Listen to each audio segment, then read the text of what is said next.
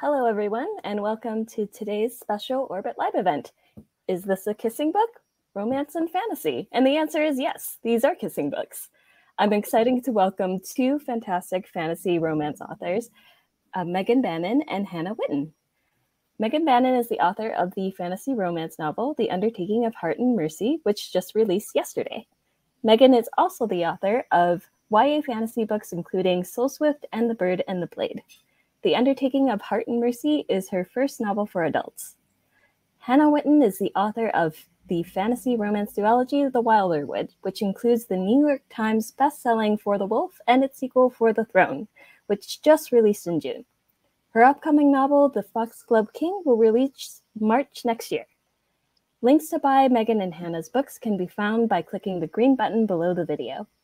Throughout the event, Megan and Hannah will be answering your questions. You can submit any questions you have by clicking the Ask a Question link below the video. You can also vote on your fellow attendees' questions so that the questions with the most votes are likely answered first. This event is being recorded, and you'll be able to access a replay using the same Crowdcast link you used to enter the event. And now, without further ado, I'll turn the event over to Megan and Hannah. Take it away. Yes. Hi. Hi. We already started this party about 15 minutes ago.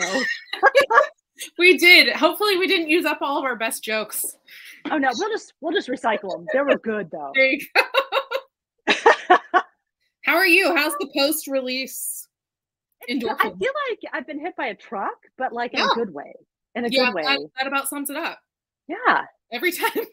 I was like, oh yeah, I remember that. Yeah. It's been 2 years, but oh yeah. I thought that it would be different with my second book, but no, it wasn't. No, it was just like a truck that I kind of saw coming better. Yeah, it's like the truck you see in slow motion, and yet it still hits you. The truck you know versus the truck you don't.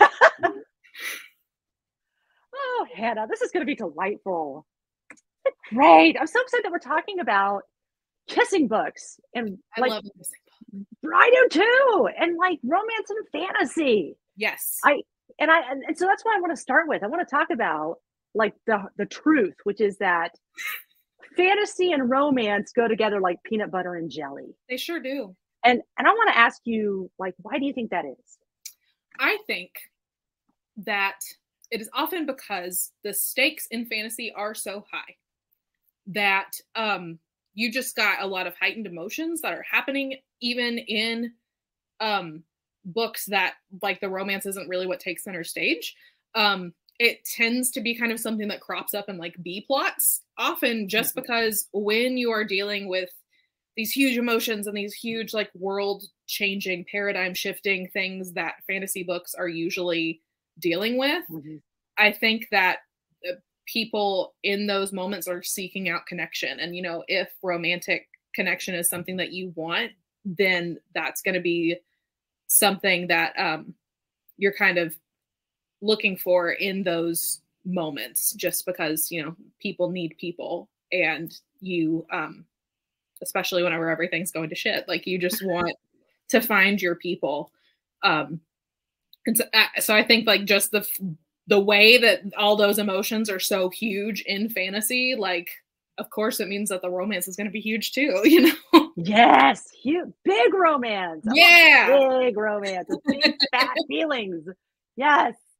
And I love that you talked about connection. Like, I just think that's a really good way to put it. And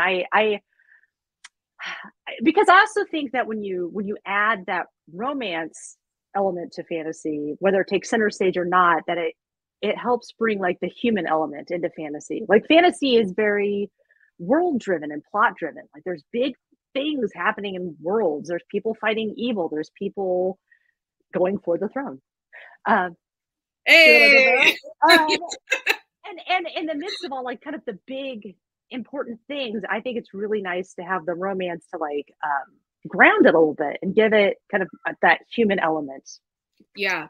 And you can get that with romance and just like really like strong friendships too. Just like that human, like you said, the human element of just like finding your people in apocalyptic times. Like that is just like the theme. Very important to find your people in the apocalyptic times. Yeah, that's just the theme of so much fantasy that yeah, you know, if romance is your thing, then that is what you're gonna find in the apocalypse, hopefully.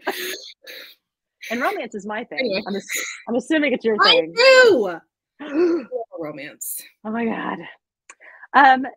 Like, how did you end up in fantasy romance? Like, what's your journey there? I don't even think that's one of the questions we planned. And here no, but it's a good one. I'm going on a trip. It's just one that it's what I like to read.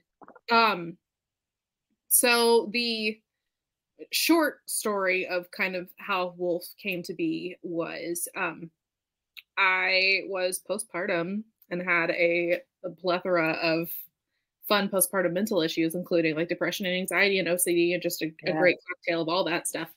And desperately needed like a mental escape and had a hankering for like a specific kind of story.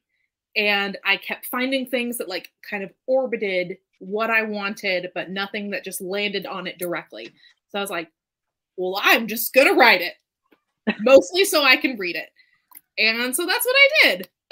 So it was very much just coming to it as a reader that wanted more content. so I made my own content.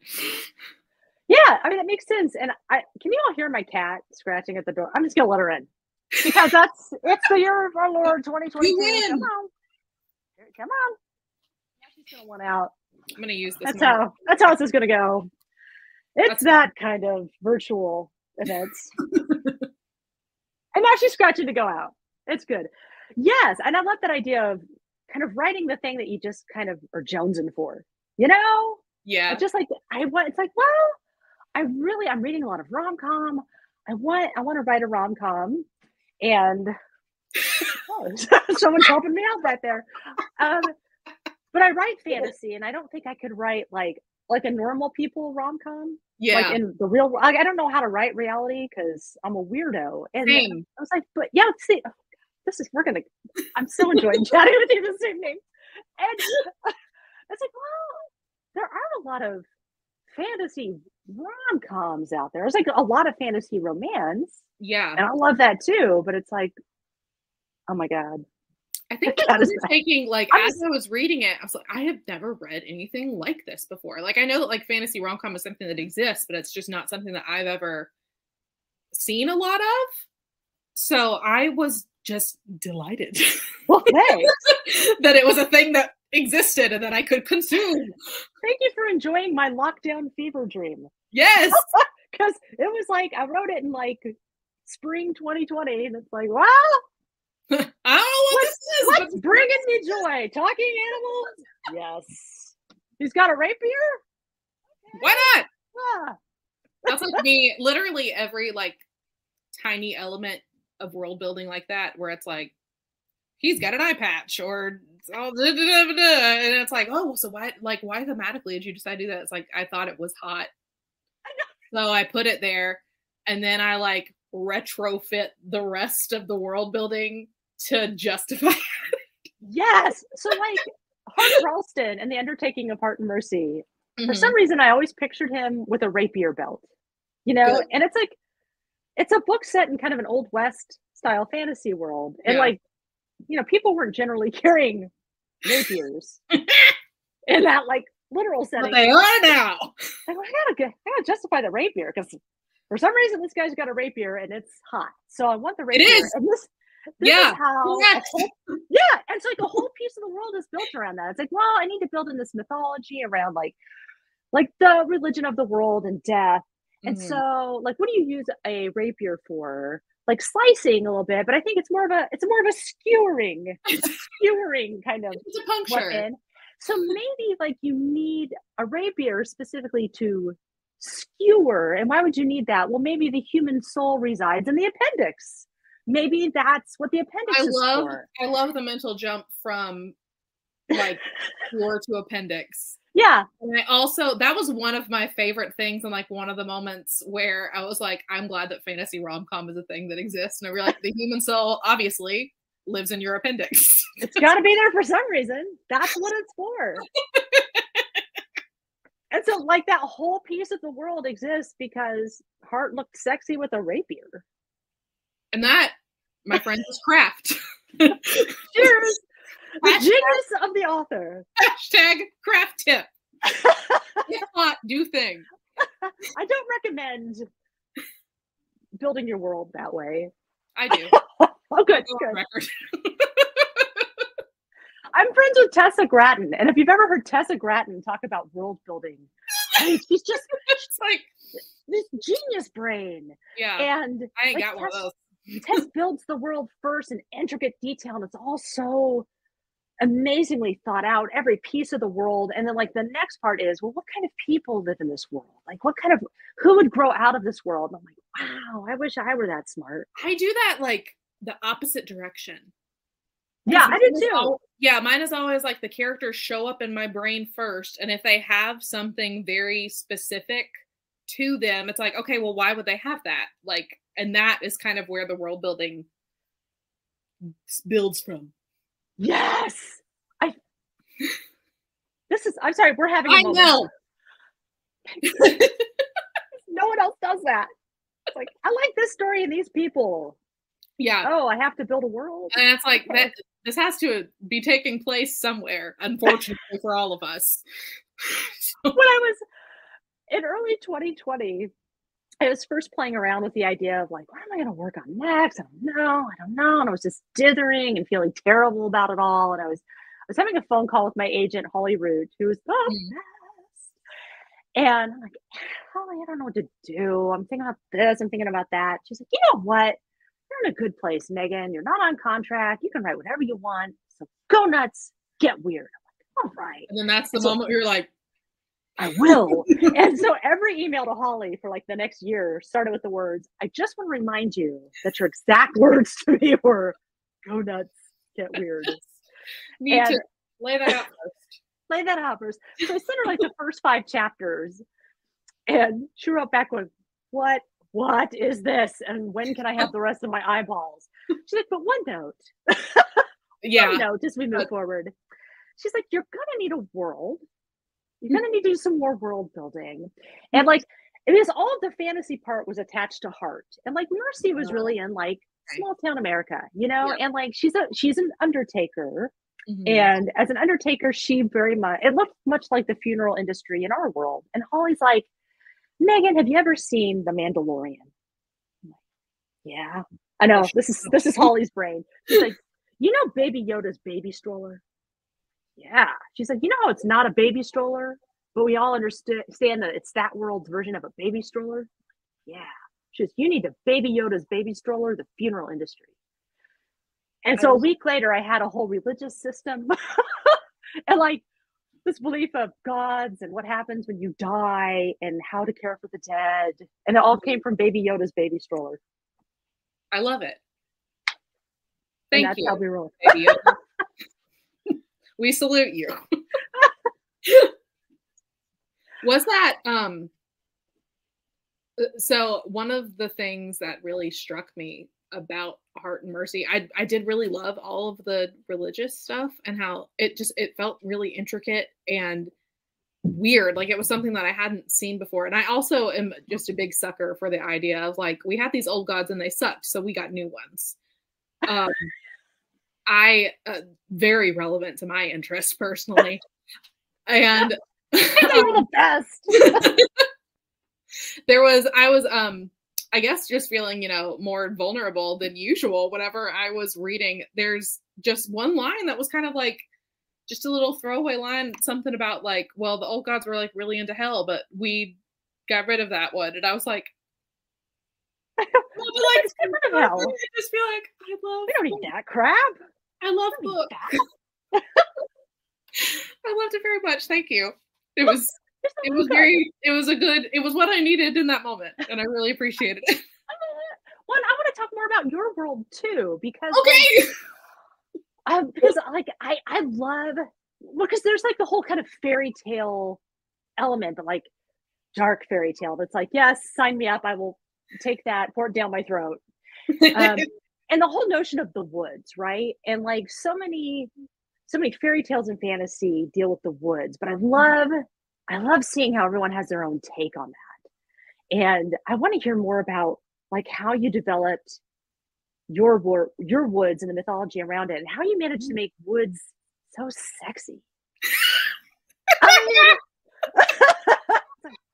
well, when you put a sexy man, you put sexy man in the woods, and then you're like, what if he kind just of like, was the woods though? Yeah, and he kind of turns all tree-like. I'm like, it's kind of like Edward when he's like, he feels like marble, and I'm like, I know that shouldn't work for me, but it does. And like Twilight, and it's like the same thing where it's like he kind of gets tree looking, and I'm like, I'm here for this.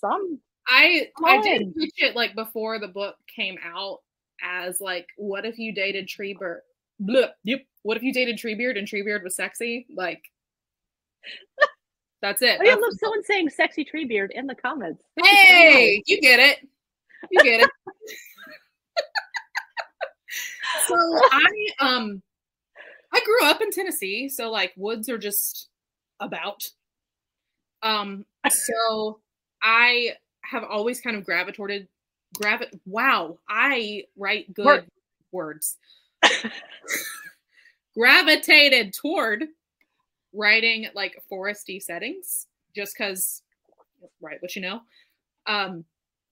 And because I was kind of playing with the idea of Red Riding Hood, I knew that I was going to have most of it take place in a forest. And also in fairy tales, forests are kind of places of change. They're liminal spaces. They're like, you know, what goes into the forest is not what comes out. And so I was like, what if we made that literal? And like, only, can you hear my child screaming? This is good. This is like the best. We're keeping it real. And this. Sorry, everyone. She's got a bunch of Beanie Babies up there, and like sometimes she'll make weird noises with them, and I'm like, hey, you okay? And she's like, yeah, my baby's just sick, and somebody was trying to take care of her, but she doesn't like her. And like, I get a 15-minute whole narrative, like everything that her stuffies have been doing. She's already telling stories. It's great. I'm sure. Yeah, I'm sure that's something that's occurring upstairs that I'll hear about later. Anyway, woods. So we were talking about the woods, the motif that they serve in a fairy tale setting. So I kind of just wanted to take all of that and make it literal.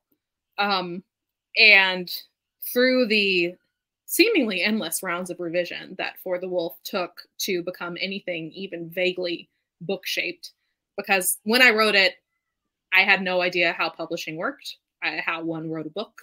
I was literally just driven completely by my id. And like just stuffing all the things that I wanted in this book. And then whenever I was like, this is not bad, perhaps one should look into how books get made. And then that's whenever, you know, people were like, well, you need things like a plot, a through line, arcs. It's like, it sounds fake, but okay. So through all of that, I figured out that I wanted the woods to kind of be a character in and of itself. Mm-hmm. And to be something that was neither good nor bad. It just was. And once I kind of figured out that piece, everything else fell into place around it. So, and I love this. So like, this is an interesting journey of a writer because, and it's one that you don't hear very often. So like you wrote the book, you're like, I'm just going to write this book for me, full of the things I like.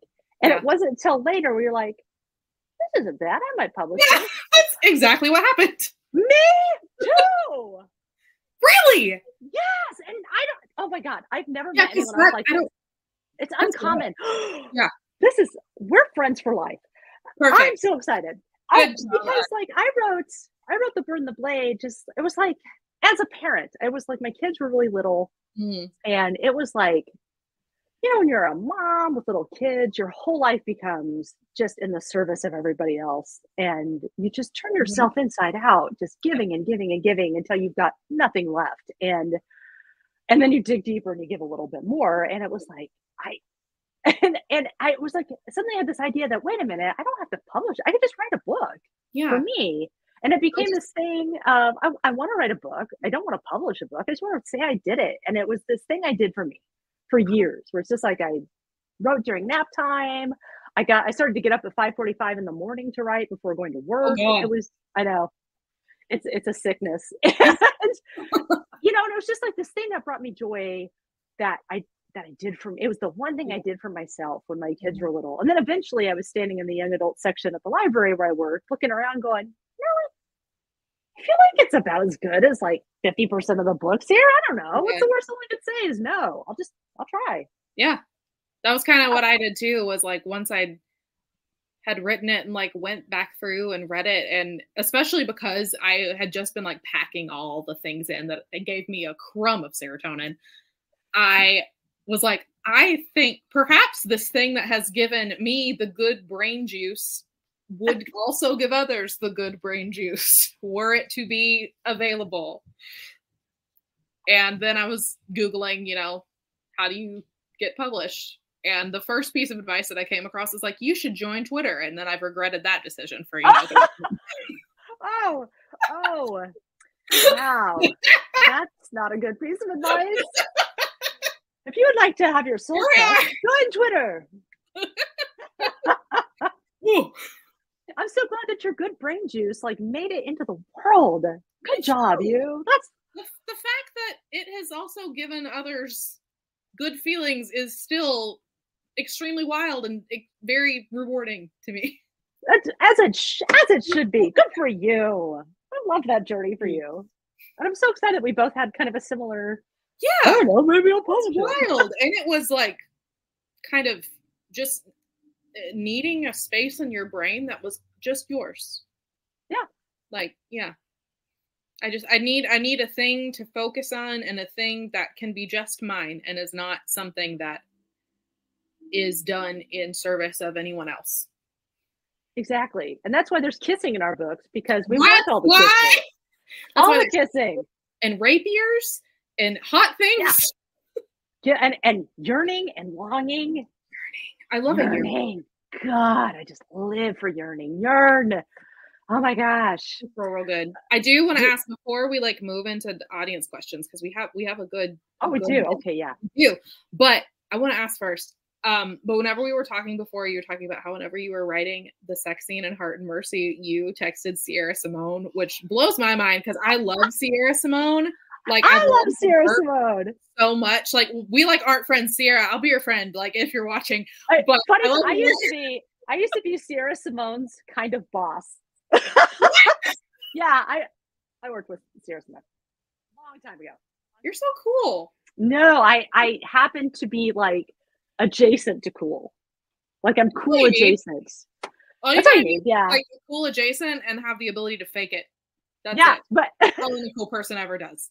So yeah, I did text her during because I've got 3 young adult books, and like you can have sexy times in young adult. It's just that mine doesn't. And like my people, it's like I'm really cool. It's new territory. Like my poor young adult couples like barely get a smooch, and then it's like, and then tragedy strikes. So because we love to learn. This is like adult, and it's a rom-com, and there's gonna be like a happy ending. I hope that's not a spoiler, but I mean it's a rom-com, y'all. Happy end. I'm sorry, there's a happy ending. I just make you work for it. But so I got to like the first sex scene, and I'm trying to write it. And I'm like, okay, and also, like I was raised Catholic, and there's a whole knowledge that my mom's going to read this book at some point. So I'm like, I can't use that word. High level panic, just it's like hovering above your head. There's certain words that's like I can't even type that word. I can't use that word. I can't use that word either. I just can't. And finally, like I texted Sarah. I was like working for like an hour, and I'm like, oh my God, I am 200 words in, and I've had to use the thesaurus 12 times already. How do you do this? And I just Sarah being Sierra Simone was just like texts. That's why I asked this question, is because can you please share with me the advice that you were given by Sierra Simone about writing sex scenes, because I need it. She was like, I tried to remember. She was like, never let them be happy. You can never let them be happy. I'm like, well, okay. I'm like, I don't know. I think my sex scenes are more like joke filled and awkward. I don't. There's a lot of jokes in the sex scene. Right, what you know. That's right, what you know. Oh my God. I'm as red as my shirt right now. You know what's great right now is all 3 pets are in the room. All Good. 3 pets. I'm happy for a dog and 2 cats. They're all here. Good. They wanted to know too. They also wanted to know Sierra Simone's advice. We all need to know. That's good. There's a dog tail wagging right there. Like very angsty. Huh? Her sex scenes are like very angsty. Very angsty, yes. I love it. But she's like the funniest person ever in real life. So I love it. Okay. I'm gonna click on the we're gonna ask some questions. Put some questions in the ask a question thing. Okay, so we kind of circled around this one, but when you approach a new idea, what element comes to you first? Plot, characters, vibes. Are you taking that or am I taking that? You take it first, and then I'll take it. Okay. I'll lob it your way. That's it. That's a good question. I think each book is a little different. You know what? No, that I'm a vibes person. Like I know how I want the book to feel. I know the whole reason I write is to make people feel. Because I like to read books that like just even if they rip my heart out and throw it against the wall and then stomp on it, it's like yes, I want feelings. And so it's the vibes. But I also always start with like some weird little kernel. So like the Undertaking of Heart and Mercy began with a photograph that I found on Pinterest a few years ago, and I've never been able to find the source. But I think it's a Steve McCurry photograph, but I don't know. And it's a picture of a dog, specifically a boxer, who shows up in the book, who's sitting on a chair outside like a storefront of some kind. And there's a advertisement behind the dog, and the advertisement says, with like jaunty exclamation points, "We can send dead body anywhere, anytime, anyhow."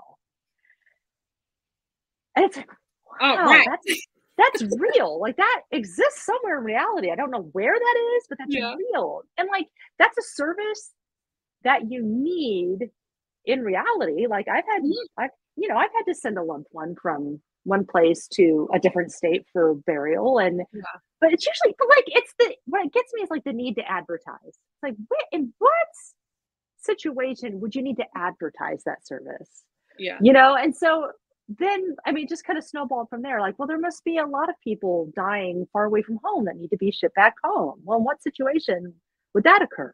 Yeah, maybe there are a lot of zombies here, and I've got this guy with a rapier, and I mean. And it's just kind of, and I want like yearning and kind of longing and loneliness that is assuaged by connections to your fellow human beings. And it just kind of, so it started with a picture and vibes. How about you? I get mad at existing properties.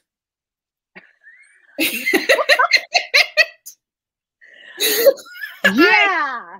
I have found that often a lot of the ideas that I get spring from me like watching or reading something and them going in a direction. I'm like, but why would you do that when you could do this? And so then I'm like, okay, so what would be the situation in which you would do this? And what would those characters look like? What would that world look like? And kind of go from there. Like my next series, Nightshade Crown, Foxglove King is the first book.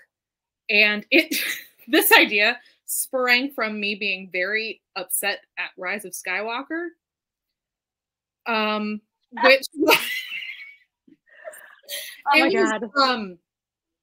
The thing that I was the most mad at, that I was like, why would you do it this way when you could have done it this way, was Rey Palpatine. And me being like, okay, yes, if you had actually set this up and had it as a through line through the series, it could have been a very interesting story. But the way that you did it sucked. J.J. Abrams, I say that with extreme prejudice. And if you happen to be watching J.J. Abrams, listen to my words. I bet he is. I bet he is. But so then I was like, okay, so what kind of would that look like? What would the characters look like in a situation where you are building that through line of like having a main character who is kind of the heir to something terrible and trying to work through that. And then I put it in a royal court and added a love triangle and weird god stuff because I am who I am. I love all of that, just like put it in a burrito and wrap it up and feed it to me. Is that sound? And this is, oh my, I feel like you're just peering into my soul, because I do have this idea festering on the back, not festering. I mean, sometimes. Simmering. Sometimes it festers. Mine mostly fester, separate. Simmering in the crock pot of my brain. And it'll probably never happen. But there is a part of me that's like, there's so many things about like kind of the Star Wars universe that piss me off. That I just want to, it's like, no, like you have all this cool stuff. Why are you messing up your cool stuff? And I think that does just happen like with any property that's like so sprawling like that, where there's so many hands in the pot. Like, you know, you're never going to please everybody. So there's just so much stuff that people want to mess with that don't get messed with because whoever is running the show at the time is like not messing with that particular thing. But I'm like, but I would like to take it. Thank you. Yes. Yes. So there's like kind of a chunk of things that it's like the things that piss me off about Star Wars pot, but then like I'm weird. So then it's like, and I'm going to throw in this character arc from my favorite Chinese television drama that I love. Boom. Into the crock pot it goes. Into the crock pot of my brain it goes. Don't know if it'll ever see the light of day, or if I'll ever said a single word on a page, but it's there. Yeah. It's there. And it's different for every book for me also. Like, so that series started that way, but the way that like Wolf and Throne started, other than just my brain being very sick at the time, was I had a very specific vision of like Red and Aemon in my head. And like, I want to tell that story. I want it to be a kind of Red Riding Hood analog, and we will go from there. So, I love that.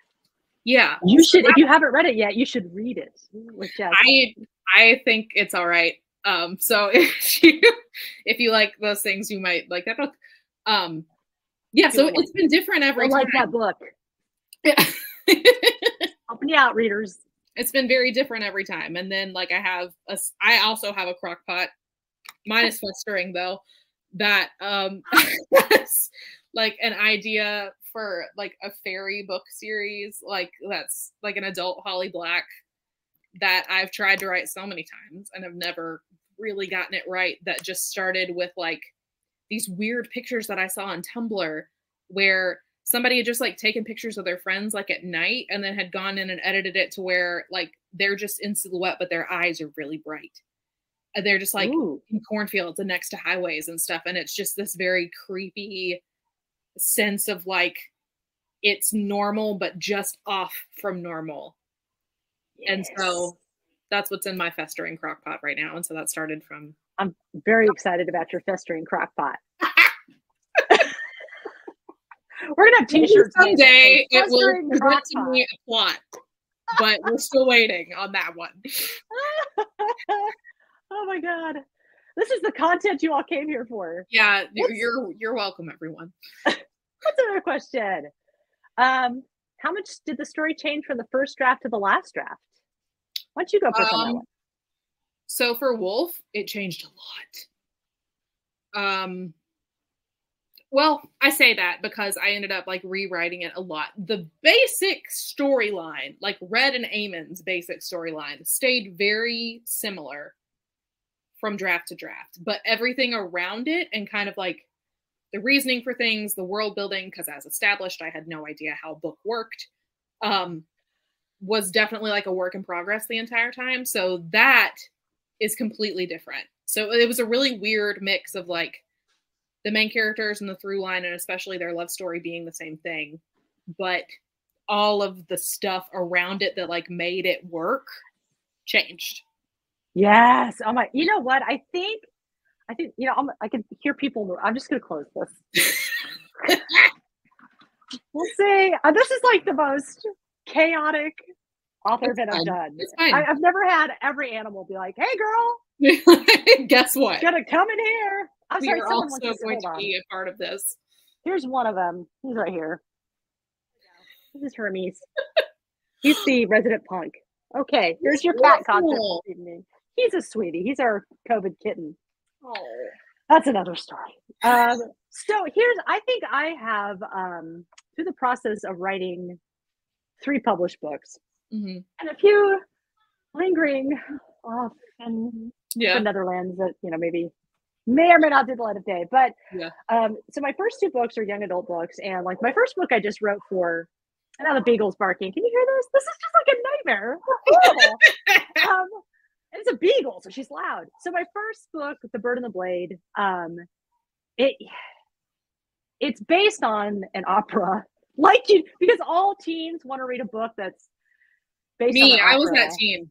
Read that teen. Well, this is based on. Well, actually, it's based on the story that the opera's based on. Okay. So it's based on the opera Turandot, the story that it's based on. Okay. Which is Prince Koloff and the Princess of China. So, all right. Like you do. And so, and then I set it in the Mongol Empire. So then I'm a librarian and I did 6 years of research, and like I had no intention of having it published. I'm like, this is fun. I'll just I'm having a good time. Yes. And so like it took me 6 years to write that book. And because like I didn't know what I was doing. And I think that was the book that taught me how to write a book. Yeah. And after 6 years, not bad. And then, but so the second book on contract was Soul Swift. Here, this book, I love this book, but it tried to kill me. Oh yeah, this book tried to kill me because it was like you were saying, where I thought it was going to be easy because I knew like the spine of that book. I knew all the important things that were going to happen in the book. I knew the characters really well, but it was just everything in the world around that book that made that story arc work. That was just a nightmare slog. Yeah, it was horrible. Yeah. And I'm really proud of it. Like I feel like it turned out really well, but it was horrible. And I think what that book taught me was, and actually specifically what my editor, Kristen Renz, who is wonderful, taught me was that like, let's go back to the beginning and let's rewrite the first 50 pages till we have it the way we want it. And then let's really perfect the first 100 pages. Mm-hmm. And so we just kind of like kept going back and forth incrementally like that until like I got to like 150 pages in. And then it was like, okay, now we need the rest of the book in 5 weeks. But once you laid down that groundwork, it was easy after that. And so I'm like, oh, okay, this is like, instead of like messing up the entire book, it's like, all right, let's get the world established. Let's get the rules established. Let's get like kind of the trajectory established. And then you can write the rest. And so that's what I did with The Undertaking of Heart and Mercy. It was like, it's like I have a vague idea about this world and how it works and blah, blah, blah. But it's like I wrote the first 5 chapters and then I rewrote the first 5 chapters. And then I gave the first 5 chapters to my critique partners and they had some feedback and I reworked it. I sent it off to my agent. She had some feedback. And so like eventually, and that just kind of kept expanding. So eventually I had like more like 6 or 7 chapters. Yeah. But it was like, by the time I'd written those 6 or 7 chapters, the book was like in really good shape. And then the rest just kind of made sense. That's so nice and functional. Unlike my process. Well, and like, but who knows? Because like that could, and like, yes, that's my process now. But like, but it changes every time. It does. The next books would come along and go like, you thought, Yeah. Mine has been like, what I have discovered about myself is that if I stop and go back and edit things, I kind of lose my forward momentum. So I just kind of like, whenever a toddler first learns how to run and they like face the ground as they're running and just their head is like, that's me writing a first draft. And running into lots of things along the way. So I will just like keep moving forward, come hell or high water.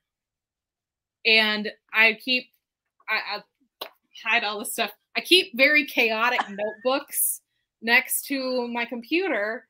And whenever I run into something where I'm like, I have discovered that I made a mistake, instead of scrolling back and fixing it, I will make a bullet point on my notebook that's like, hey, fix this later. When the draft is done.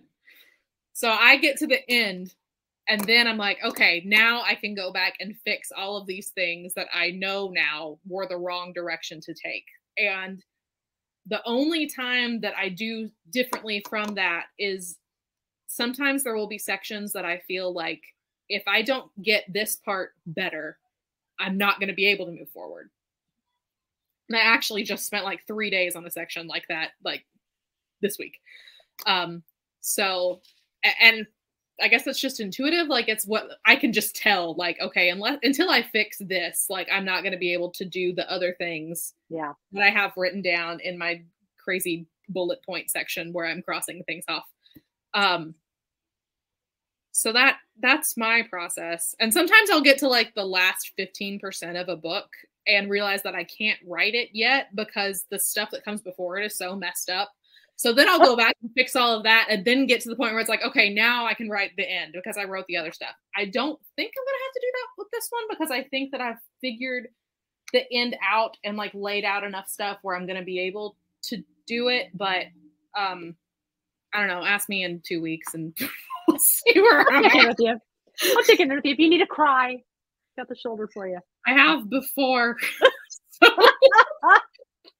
It's just like, who decided that I was smart enough to write a trilogy?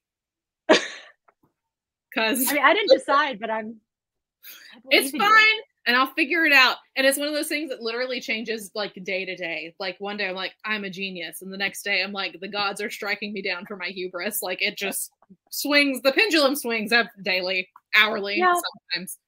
The life of the creative. The life of the creative. Yes. Okay. Favorite tropes. Tell me about them. Oh my God. Everyone asks this. I'm really bad at tropes. I know. I've forgotten every book that I've ever read and every trope. I know. Yes. It's like, I don't know. What are words in books? I don't even know. I am a sucker for enemies to lovers because just like the tension's already built in, but not to be spoiled. I don't know. Is this spoilery? I'll be spoilery. The thing I'm working on now is, friends to lovers, which I've never done before. And I am really enjoying that.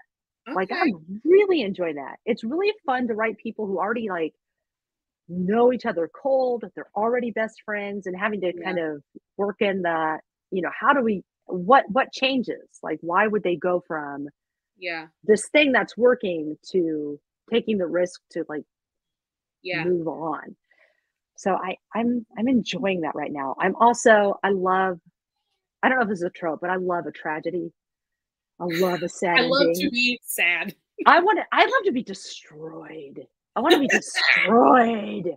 Yeah. And I've been like, if you're following me, all two of you who follow me on Twitter, you may have noticed that I've been just obsessed with the show Mr. Sunshine this summer. And it's been in my queue for a million years on Netflix. And it destroyed me in the best way. It was like the most Megan Bannen show I've ever seen. And I'm never going to be okay, but I'm okay with that. That's what I want. That's what I want. That's what happens to me literally anytime I am like given Buffy and Spike content just out of nowhere. Like I'm just like, I thought that I was past my bullshit, but I'm not, and I never will be, will I? Buffy and Spike forever. I will die on that hill. And that one episode did not happen. Would not have happened. No. Mm-mm. I will never forgive Buffy the Vampire Slayer for that show. Yeah. I will always be angry. Never happens. Okay. Oh, I also have tropes, I suppose. What are your tropes? See, I say that I love enemies to lovers, but anytime that I do it and the ones that I read and like the most, it's always like enemies to friends to lovers. Like there's always... Yes. I like the friend part first. Steps.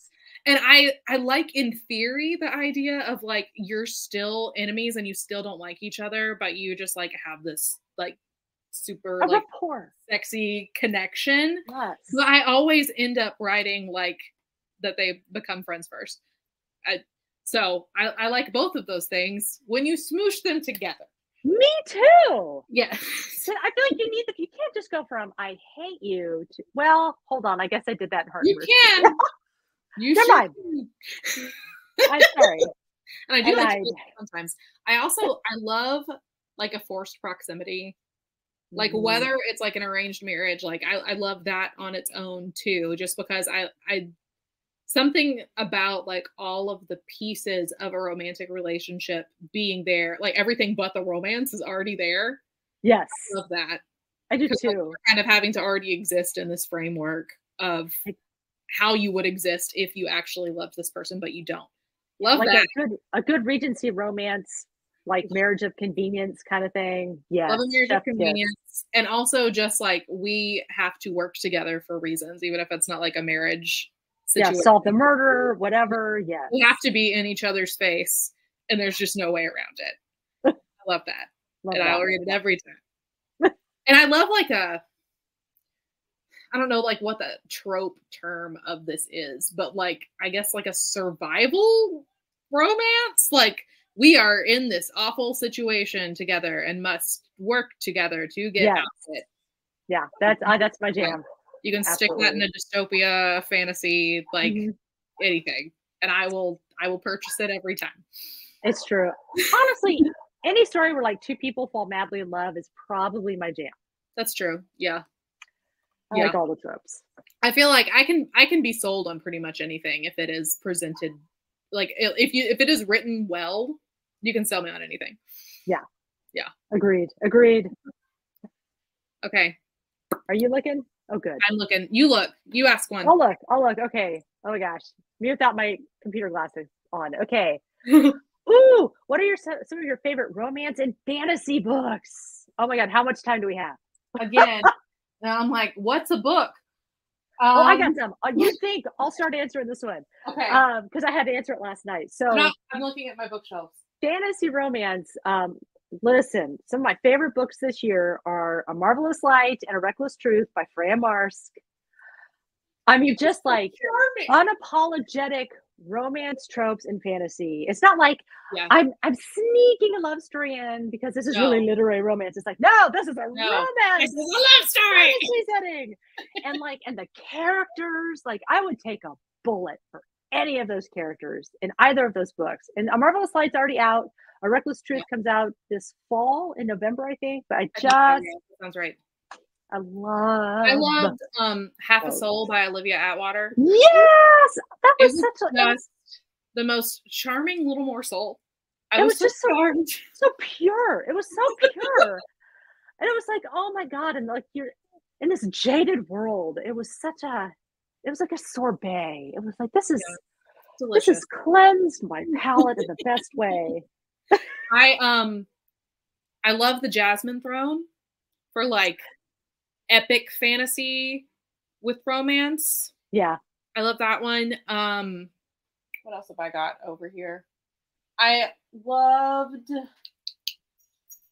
Did you read The Grace Year whenever it came out? Yeah, The Grace Year. Yeah.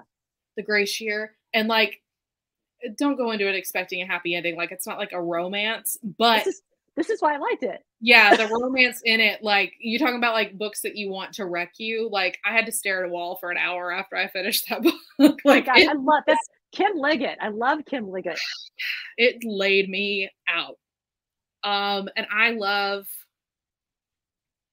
I'm like my brain is on YA. Legendborn I really loved for like an episode with a really good Tracy Dion. Yeah. Yes. Like just the nuance with which she wrote that romance, because it's a love triangle, but it's like a very shifty, like entangled, enmeshed love triangle. That's such a smart book. That's a smart book. It's so good. It's so good. I felt smarter after reading it. I mean, like everybody raves about it, but it deserves every rave that it can get. And I loved this one's not fantasy, but I love Ali Hazelwood books. Yay! Like to talk about like just charming, like it feels like a fluffy meringue that you feed. And the question was asking not just fantasy romance too. So you can turn on the romance, and you're very smart to be in a room with your books, because right now I'm also going.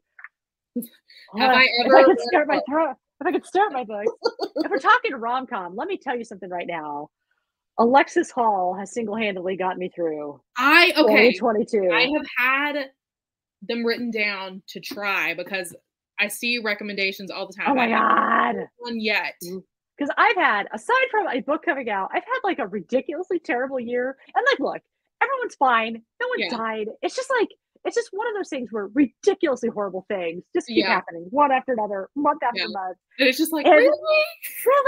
And so, and like when this February especially, just horrible things were happening, and I couldn't sleep because horrible things were happening. And I'm up at 3 a.m. reading Rosalind Palmer Takes the Cake, and it's like Those books are so funny that like I'm like I can't even see the page. I'm like crying. I'm laughing so hard, and so I'm like I don't remember what the joke was, but I'm just crying because I'm laughing so hard, and then I just start crying, and I'm like, well, I love when that happens. It's like, well, I probably needed this. I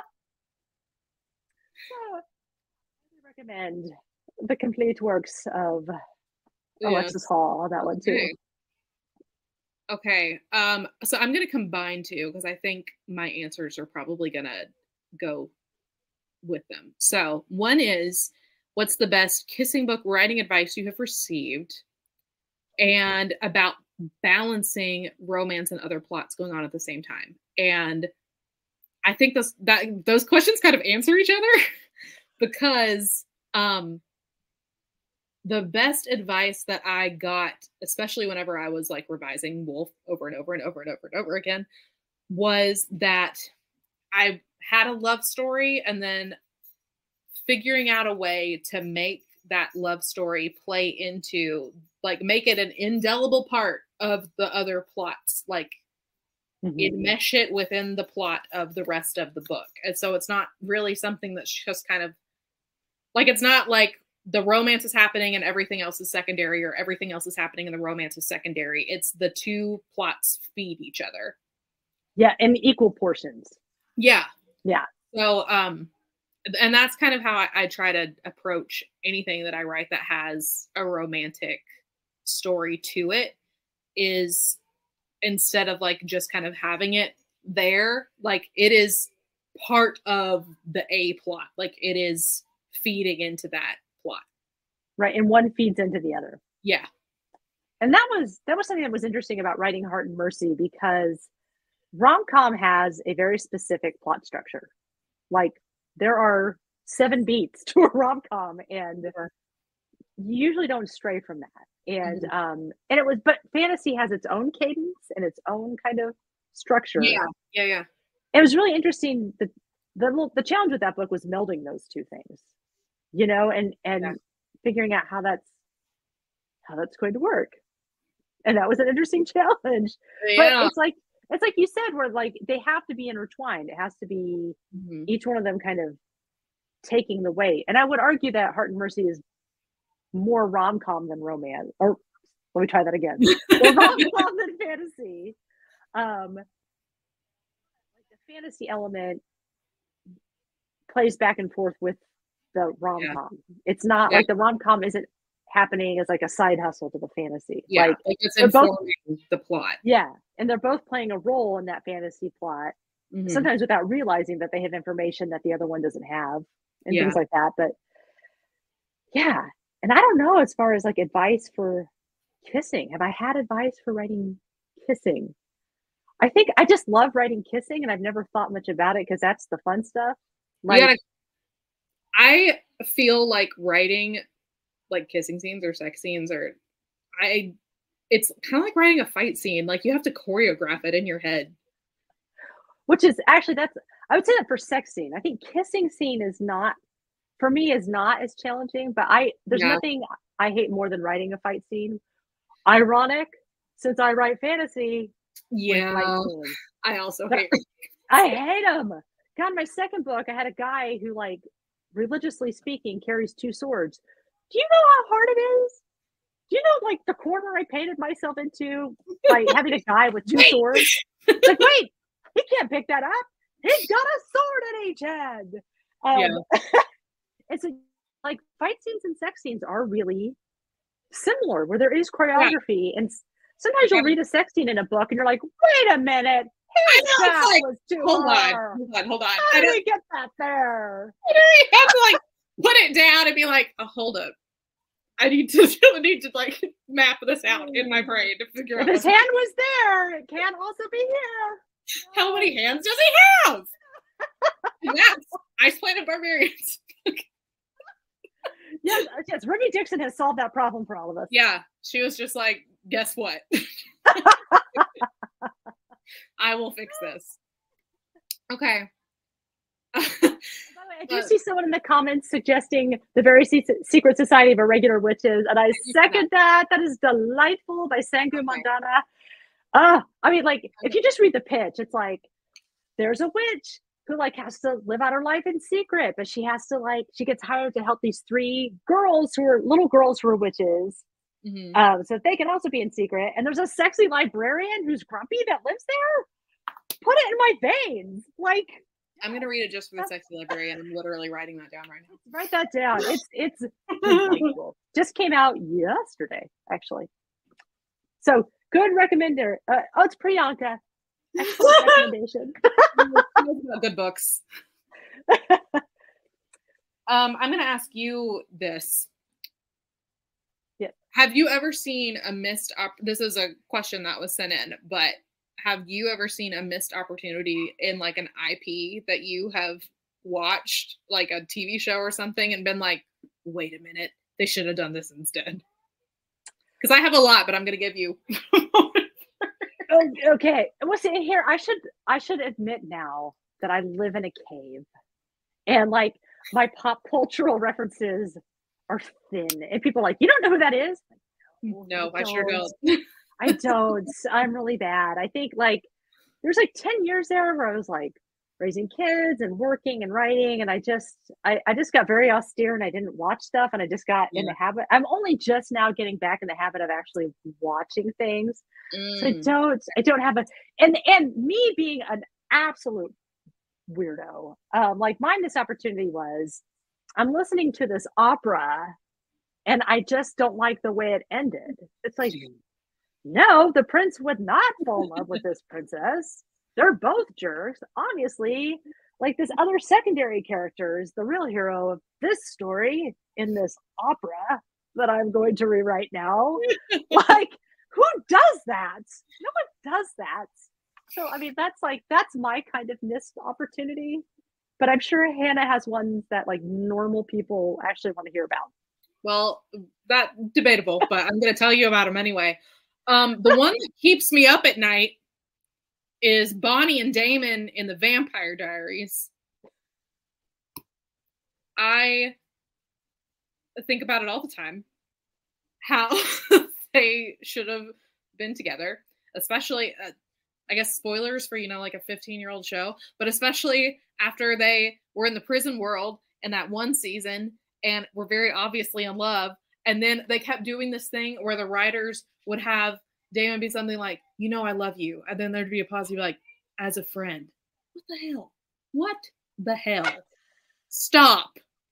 The longest newsletter I have ever sent in my life was literally 2,000 words of me just being mad at the Vampire Diaries because I am very professional.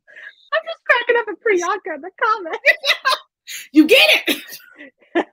I think about it all the time. There's not even like a whole lot of good like Bonnie Damon fan fiction. Like if you know some, please send me the link because your girl's hurting. So there's that. One that I feel like less passionately about, but still think about all the time and have like plans for is the movie Ready or Not. She should have gotten with the older brother. I realize that like if no one has like seen these things, I'd sound like I'm bonkers, but whatever. It's fine. Someone knows what I'm talking about. She should have gotten with Adrian Brody. I mean, and shouldn't we all? Yeah, shouldn't we all? That's always the answer. And then Giles and Anya. That should have been a thing. Yes. Interesting. Okay, so that's how far back my pop cultural references go. Like you have to go back to the 90s to get me. Yeah. Oh, okay. Oh, lost our time. We're almost going to answer one last question quickly. We can answer. Here it is. Okay. If Red and Eve got to meet Mercy, what would they do together and what would they toast to unite around? So we're going, What would they do? I feel like Neve would be very interested in like the body preparation stuff. Like she would want to learn about that. And Red would be like, I would literally rather do anything else. And I feel like Mercy would just like invite them over for Netflix and chill. Yeah. And like she didn't get to the liquor store, so she like only has hard seltzers.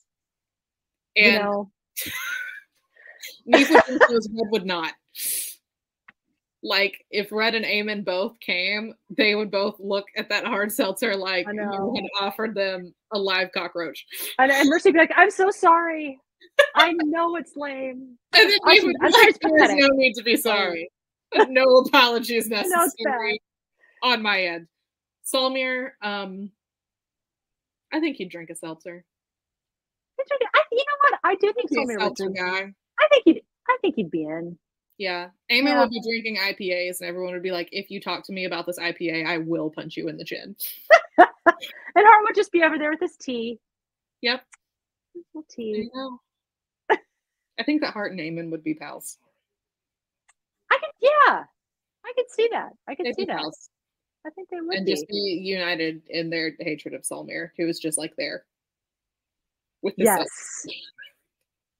I'm just kind of be smoldering in the corner. Actually. Oh my gosh, this has been a blast. Hannah, thank you so much for chatting with me this evening, and thank you, Angela. And thank you, Angela, setting this up, and thank you for everybody who was hanging out with us this evening and for popping some fun stuff in the comments. Yeah, we appreciate you.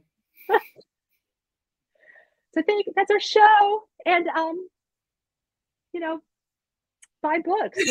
Buy books.